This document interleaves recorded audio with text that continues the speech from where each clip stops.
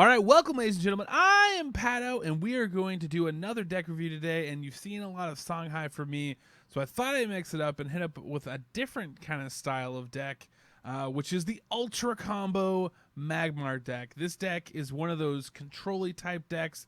This is the kind of deck that you're gonna float like a butterfly and sting like a Mack truck, hitting you head on going 80 miles an hour. That's the kind of deck that this is. You're going to be controlling, creating space, distance, using a lot of the powerful removal in the Magmar faction, instead of like other control decks where they're going to try to use a Silithar Elder way of killing you, which is a little bit more methodical and slow, and it's not as violent, which means I don't like it as much. So I'm going to do something that's going to be a lot more violent. And let's just kind of hop into the nuts and bolts of this deck, and let's take a look at what the actual combo is with a quick little example here. All right, so ever find yourself in this position, the liner player has you surrounded, and you're like, how am I possibly going to win this game? He's at 20, I'm at 6. This is just terribad. Like, I don't even know what to do in this situation. Well, my friend, this is why the Ultra Combo deck is best for you, and here is actually the combo. So simply, it's Flash Reincarnation, which reduces the cost of a minion by 2, but it also has the side effect of dealing 2 damage to it, which is going to be our Elucidator here. Our Elucidator is a 5/4 rush, and you're like, okay, cool, 5/4 rush. I'm pumping it out for 2.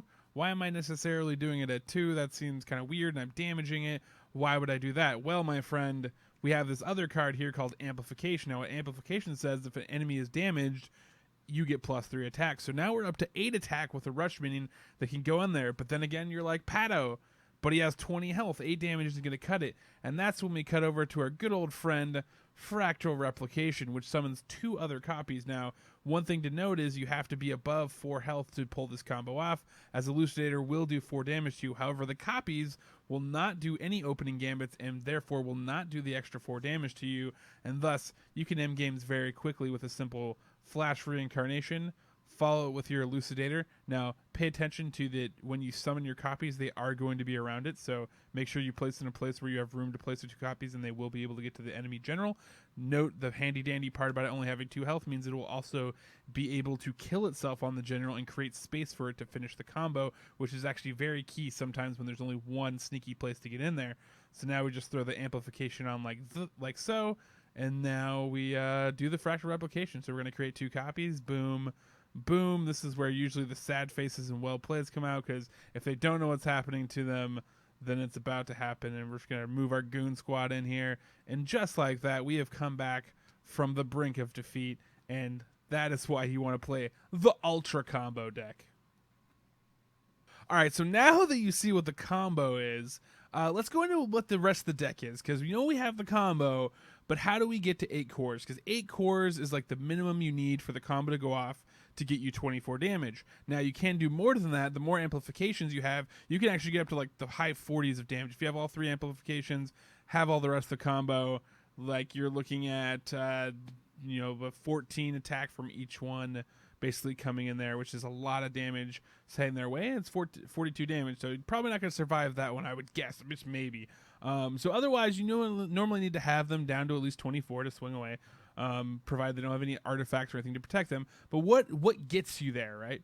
So in this deck, in this version of the deck, there's many ways to try to get there, but my way is a little bit different. So I have 2 Dire-Tide Frenzies. These are kind of just very situational. They're easy cards to replace as you're going through your deck and trying to get to the combo, but they can be very effective. If they leave a minion on the board, if you have an extra Elucidator and want to spend it to really get rid of what's on the board right there, right then, you can actually use this Dire-Tide Frenzy to clear out a lot of stuff, especially if they try to use a Lady Lock or something to lock you down. It's a great card to throw on an Elucidator if you have an extra one. Bring it out there, clear out all the provokes that they just created, and then make way for your next turn, hopefully having the combo. You also going to have Healing Mystics. Healing Mystics, Emerald Rejuvenators, ways to get health that way. There are Earth Sphere, which is really the giant panic button if you are getting low. And then you also have stuff here like Silhouette Tracer, which is a staple for getting out when you're in trouble. You also have nice removal in your deck. So you have 3 mana burns as always, should be standard in most Magmar decks. Such a powerful dispel in the game, easily the most powerful, and it can be direct damage. It doesn't actually target anything, it targets the space, which means you can get around a lot of stuff that normally, like with spell shields or other abilities, would not be able to be targeted. Then you have Natural Selection. Natural Selection is situational, very good against some factions. Against Vitruvian, they're going to have Obelisks. You're going to be able to easily kill them with their high health totals, maybe even take out their Portal Guardians when they bring them out. Natural Selection can be really good there. The one thing to keep in mind, though, is if you play your own units, make sure that you don't have them, you kind of kill them off if you need to kill a big thing, or you don't leave them on the board too long, because they actually can block your Natural Selection by having low health versus your opponent's minions. But the upshot is if you have nothing on the board and they play one big dude, that one big dude can be taken out for 2 mana, which is incredible value, which is why we actually have this in this deck. On top of that, we also have Egg Morph. Egg Morph is another way to take down really big units, Lionar units, the Silithar Elders, the big guys that you really just need to just turn into an egg and tap them with one of your units or your general if you actually have the space to do so, and you can easily take them out. And then working down, we also have Metamorphosis. This card is highly underrated. This card is disgusting in some cases. If they have a lot of tech units, a lot of high health units, turning them all into vanilla 2/2s can be very, very powerful. And I think it's very underrated, the fact that it feels bad that they get 2/2s, but really you have a lot of ways to deal with it, including actually a Spirit Harvester, which is a card that I actually like. It's kind of been a nice flavor of the month for me recently, thanks to Umbrella for showing me the version of how cute Spirit Harvester is. Look at him; he's just like you just want to pet his belly. Look at his little cute belly. Anyways, the main reason is it actually has a lot of AoE clear. Now, there's other things you could do with this deck. This is the removal I have and the healing I have to kind of sustain me. You could throw in stuff like Plasma Storm. You could run Lady Locke. I have 2 Rust Crawlers in here just as tech in case I run into a Vitruvian matchup where he's just onking me from long range and I don't have the ability to run and kite.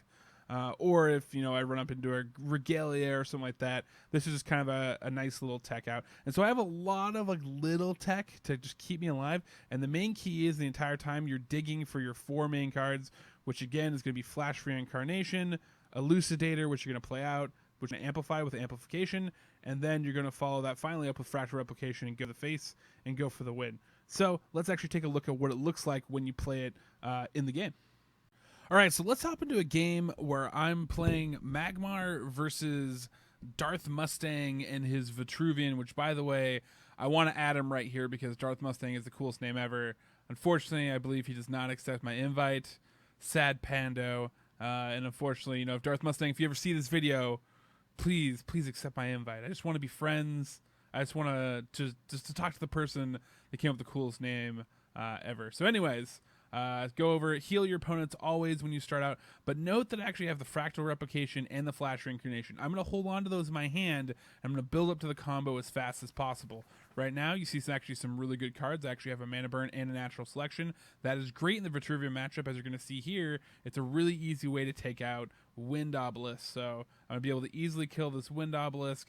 And then I'm kind of deciding here: do I want to press him or do I want to roll back? Now the point is, I always want to get damage on him, but I want to spread out. I don't necessarily want him to take a big advantage here, and I want to be able to take some mana tiles away. So I decided to actually hang around and not just back off. Also, backing off kind of gives away this deck. So if you're ever playing a Magmar player and they step too forward and they step too back at the beginning, or they start running away from you, you know that it's either some form of control deck or it's this deck, and you should really start preparing around having Provokes in your deck if you have them, trying to cover to protect against the Elucidators, because they are eventually going to come around that 8 core. So you want to rush them down, much like you would a Mechazor deck, and kind of try to battle them as best you can while protecting routes. Very similar to how you run down the ping high decks and stuff like that. So boom, there's my Elucidator. I'm really happy with that. I'm still holding on to a Mana Burn, and I'm holding on to Emerald Knights here, so I'm going to be able to heal myself up. Emerald Rejuvenator is so good.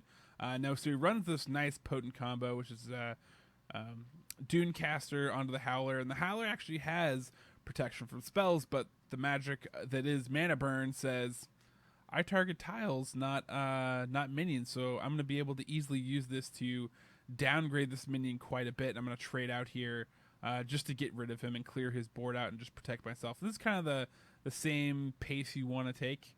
throughout the game. So boom, he's going to go down to a 3-1. I'm simply going to trade out here and then just see what he comes up with next turn. And I think I'm feeling pretty good with that. So there we have natural selection and another heal card right there. So again, a lot of heal creatures in here, which he's going to try to deal with. They're also going to be able to get me up to a nice healthy standard here as I start to run away. And this is crazy to me because he literally does the Dunecaster to Sand Howler like back to back. And so I'm trying to find like a sad face. And I always like to stay in faction. I hovered over Abyssian for a slight second, but I was like, that's just kind of it's a very petulant child way to go about things. And so I want to stay in faction. Like, what would a Magmar do? And in this case, I actually only have access to crying and winking. So I felt like winking wasn't necessarily the best move there. So I went with the crying, and I feel pretty confident about that play. So now I'm trying to decide out what's my best play for this turn. I can swing into this Howler, which is what I'm kind of thinking because I want to get rid of it. I can't actually target it with my natural selection because it does have a spell shield, so I can't simply just kill the Dunecaster and then kill it. So in a tricky situation, but I have faith that I'm gonna work my way through this. I have faith. So there's the Emerald Rejuvenator, comes in, gonna heal me back up. So I net one health here. This is still a risky play because he could easily just follow this up with lots of amazingness and I'd be in trouble. Again, you see I replaced there out of a heal card. I'm really just trying to dig as fast as I can towards what I'm missing here, which is an amplification. Once I have my amplification, then it's basically just run, survive as possible, keep my health up above 4, and then combo out for the victory. I have him at 23. Vetruvian doesn't have a lot of built-in heals, so unless he actually has Emerald Rejuvenators of his own or something like that, he's not going to actually get a lot of health back. So I'm hoping I can start to play around him a little bit here.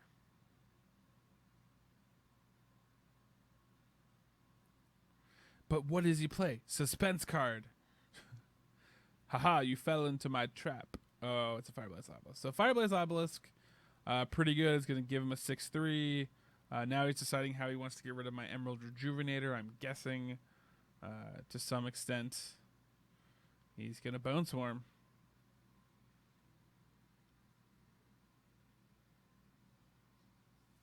So he Bone Swarms, creates space, which is very nice. And then comes in, clears out my Emerald Rejuvenator. I'm like, dang, son, that's a pretty good play. So that's good position by him. I'm already down to 12 here, so I'm already kind of sweating it. I'm 2 turns out from combo. I have to clear cards out of my hand. You always want to try to clear out 2 cards so you at least draw 2, because that'll get you to your combo faster, as on top of replacing. You want to see 3 cards a turn max in any kind of combo deck like this, specifically so you can get to the end game. And there's my amplification. So now I have combo. So now it's basically hold out for 2 turns and I'm good. And now I'm going to start the runaway. Nice little natural selection to kill another obelisk for cheap. Then I bounce down. I get another flash reincarnation. I get an egg here as well.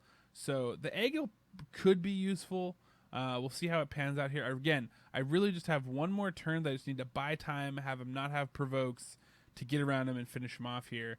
And he's going to spend his effort to kill this Silhouette Tracer. I doubt he's going to leave it around for me to have fun with here. But we shall see.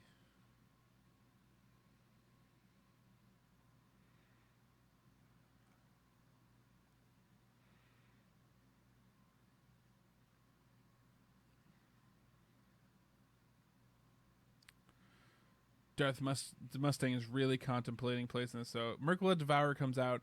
Very interesting card. It does buff your minions, and he decides right here that he wants to get rid of the Silhouette Tracer and keep the Tiger around. So he feels pretty confident with that. So Tiger comes in, goes to 1. He can step up, take this out, and then step forward with his Howler and be able to run me down.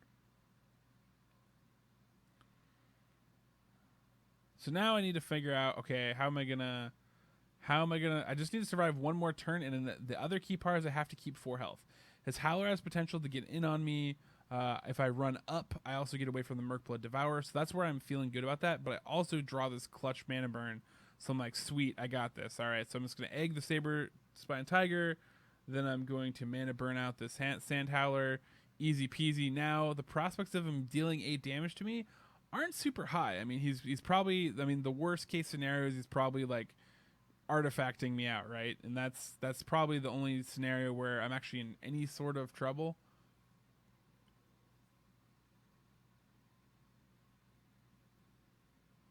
If he does get me down below, or gets me 2-4, then I will 4 below. I'll have to start healing myself and try to find pull a rabbit out of a hat here to try to survive a little bit longer so I can pull off combo.